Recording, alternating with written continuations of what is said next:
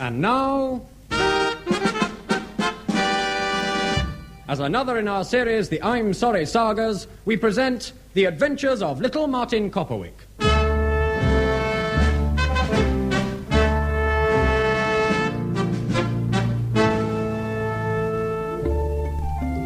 I was born in the little town of Chunky, Plantagenet, in the county of Lincolnshire.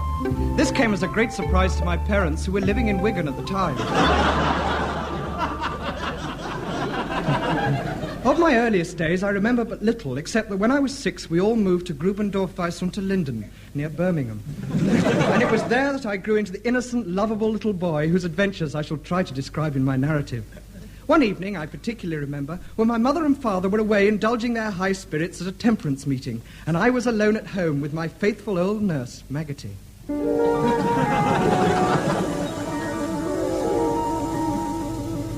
Master Copperwick, it ain't right for a growing lad like yourself to spend so much time with your school books. You shall be away out with the rest of the young uns, throwing bricks at cats and trapping baby starlings. Oh, Maggotty, you are an ignorant old peasant, but I love you very dearly. If I ignore my books, how am I going to grow up into a great man and become Prime Minister and free the country from all the social ills that plague it at this time, and then rule the world and shoot all the people I hate? Lord bless you, Master Copperwick, how we do go on. All this clever talk is far above my old lovable grey head. Yes. But I suppose you're right. If I'd given more heed to my book learning, I might have bettered myself and become a fine lady. Never. But as it is, dear Maggotty, you are surely happy at home with us. Oh, yes, Master Copperwick. I mustn't grumble, or else your father will beat me. I am glad to hear of it. Not many grubby little old women live the life that you do. Oh, I'm sure of it. Indeed, I'm grateful. But I shall miss you, Master, when you go away to school. And I shall miss you too, for you have been a great companion to me. And when I return from Dr. Birch's academy, who knows, you may not be with us anymore. But I expect Father will buy me a dog or something. But now it is time for my music practice, so go and fetch me the piano, and then you may go to bed. I shall, sir. But before I go, simple old countrywoman that I am, let me run my fingers through your beautiful curly golden locks. Certainly, you will find them on the piano. At last, the morning of my departure for Dr. Birch's academy arrived. The whole village, who all loved me very dearly, turned out to bid me Godspeed, and I was showered with presents and rotten fruit. Dear Maggotty presented me with an enormous bottle of fruit salts, which moved me very much. But after tearful farewells had been exchanged, the coach at last set off for London, and dear faithful Maggotty, tears streaming down her cheeks, ran beside the coach for several miles until she fell into the ditch.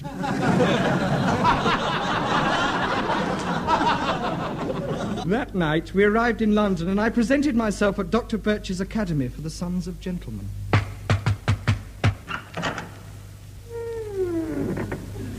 You rang, sir? Yes, I am Martin Copperwick, the new pupil. Come along with me, young master, and I'll take you to Dr. Birch. Don't you be afeard of him. 'Tis only his manner. He won't eat you. Not raw, anyway. Here'll be his study. Come! Young Master Copperwick. Ah, come in, Copperwick. Pull up a chair and bend over. Good evening, sir. Yes, you have no doubt heard, Copperwick, that I am a cruel martinet and rule the boys in my care with an iron hand. Indeed I have, sir, but you shall not lose my respect on that score, for I feel only the deepest pity for you, and can recommend an excellent practitioner in Hanover Square who could help you a great deal. Yes, what a kindly and understanding lad you are, to be sure. Come, put your feet up by the fire while I heat this poker. Oh, I'm sorry, Father. I thought you were alone. No, come in, my dear. Copperwick, this is my daughter, Annie. Annie, take Master Copperwick and show him everything. And after that, you can show him round the school. Now, run along, Copperwick, and don't be late for supper. It's at 7 o'clock sharp, next Friday. I enjoyed my stay at Dr. Birch's academy. Eventually, the time came for me to run away. And so... And so, late one night, I crept away. The porter at the lodge was sound asleep, so clasping my humble belongings, I ran through the gate. Early next morning, I found myself in the Charing Cross Road with nowhere to go. However, after a humble breakfast in the friendly warmth of a nearby dustbin, I wandered off. I wandered off deep in thought until at 12 o'clock I'd reached London Docks, where I fell in with a bad crowd. How long I lay in the water I cannot tell, but when I came to my senses, I found myself in a dusty garret, and bending over me I descried an old man with long, matted grey beard, a hooked nose and piercing eyes. On his head he wore a skull cap, and he had a filthy habit which I don't intend to describe. As I opened my eyes, he spoke. So here we are, alive and kicking already. I later discovered that his name was O'Reilly. And he was full of the old blarney. After I'd been in the attic for a few weeks and sufficiently gained my strength to scream for help, he spoke to me on a serious matter. Now, look here, Copperwick. You've been with us a month now, and it's time you earned your keep already. Now, I'm an old man, and I can't get about like I used to, so I keep a gang of young lads to work for me. And I'd like you to join them. So nip out and do a spot of thieving like a good boy. But that would not be honest, sir. Honest schmonest, so who needs it? Look, this is my head boy, the artless wonder. You'll pick up a lot from him, so don't get too close. How do you do, Master Copperwick? Of course, he's getting on a bit, but he's one of the sharpest pickpockets in the trade. And he's as quick as a whistle. Aye? I say you're as quick as a whistle. As a whistle. Oh, yes. Now, listen very carefully. I'm as quick as a whistle, you know. Look, I'm swifter than an arrow from a bow. You know, I am very swift. Look, why don't you nip over to the railway line and have a nice lie down? Now, look, quick. Artless, look. I want you to tell young Master Copperwick here how to pick pockets. Swift as an arrow. When can I start, sir? That's my boy. You can start on something simple, so both of you run along and nick the crown jewels already. What's the password? The herons are flying low over the old Kent Road this summer, but the jolly road sweeper doesn't know the name of the caretaker's wooden leg. I know, but what's the password? Rhubarb tart. Come in, friend. Oh, it's you, Spike. Boss, I've done what you told me. I pinched the safe from Peabody's warehouse. Good. Where is it? Oh, I must have dropped it on the way home.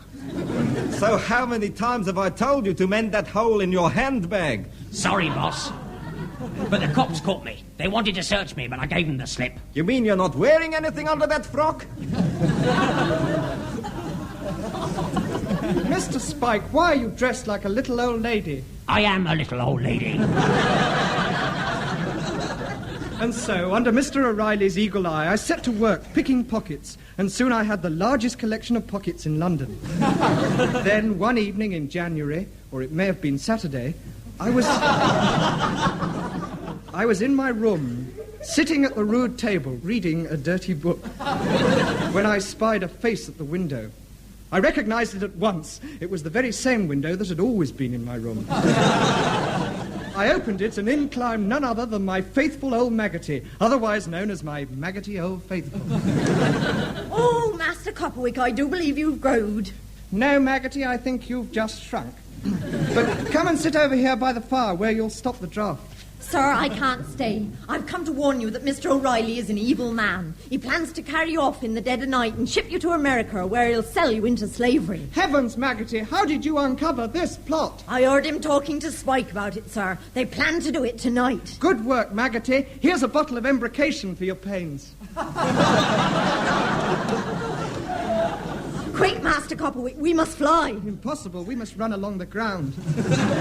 Quick, pack my things into this suitcase and climb up the chimney. Very well, sir. Will you follow? No, I'll go out the front way. I've got a key.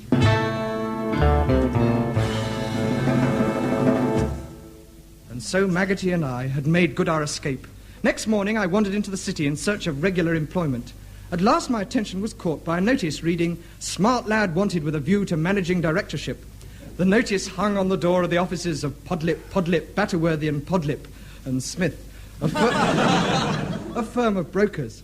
I entered and presented myself to the senior partner, a short, bald gentleman with a protruding stomach called Henderson. He introduced himself. Good day, good day, good day, young man. I am the senior partner, Mr. Podlip, and this is my protruding stomach, Henderson. How can I help you? I've come to fill your vacancy.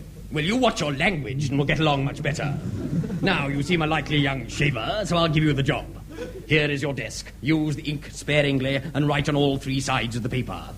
Your pen will be chained to the desk and so will you. Now, have you anywhere to live? No, sir.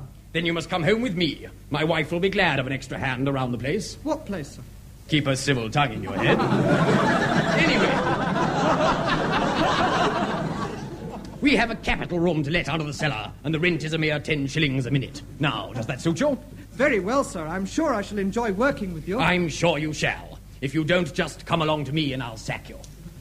And so I set to work at Mr. Podlip's office, and thus passed one of the happiest periods of my life. It was about this time that I took myself a wife, but her husband found out, so I had to give her back. One evening in the middle of June, I returned to the Podlip household to find that they were, as usual, celebrating Christmas.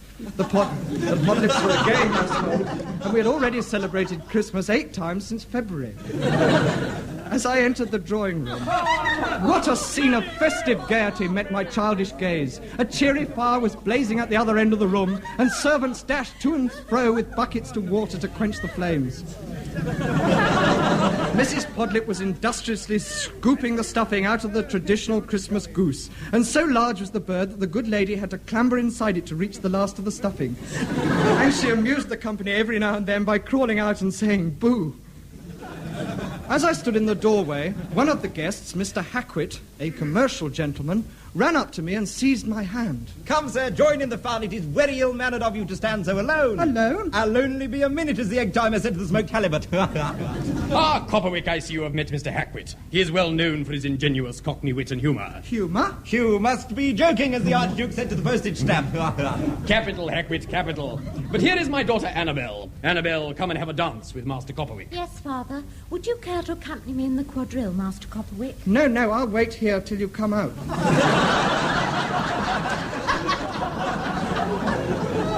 Come, will you take a glass of elderberry syrup? Syrup? Syrup and take notice, as the Wellington boot said to the, what's it? Come along, everyone. Fill your glasses. Dinner is upon the table. Hooray! A great cheer went up as the assembled guests converged laughingly on the table. Some of the high-spirited younger gentlemen hoisted the ebullient Mr. Hackwit on their shoulders and paraded him around the room, singing, "For he's a jolly good fellow," and then threw him out of the window. The meal was magnificent, but soon everything had been eaten and nothing was left, except for a few crumbs of sawdust where the table had been. And then the entertainments began. Ladies and gentlemen, my daughter Annabel and I will now sing that lovely old ballad, The Willow Tree.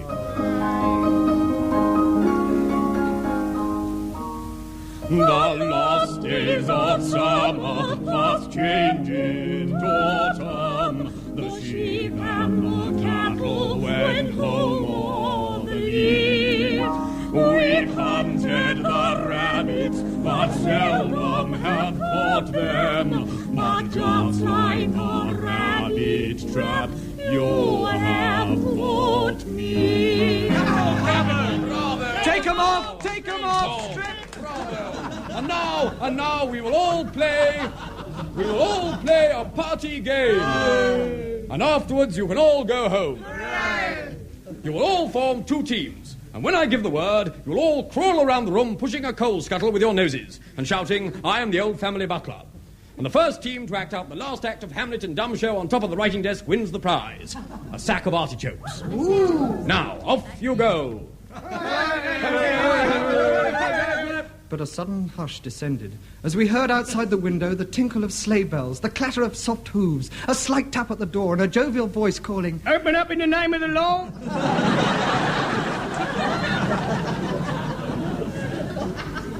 Without a word, I crept away and hurried off to find Maggotty. Next morning, we took the early coach to Portsmouth, which we sold to a pawnbroker for 30 shillings. And so I conclude my story. With our newfound wealth, Maggotty and I set out upon the road in search of my long-lost Aunt Jemima, whom I may have mentioned earlier. If I haven't, it doesn't matter, because it's all a pack of lies anyway.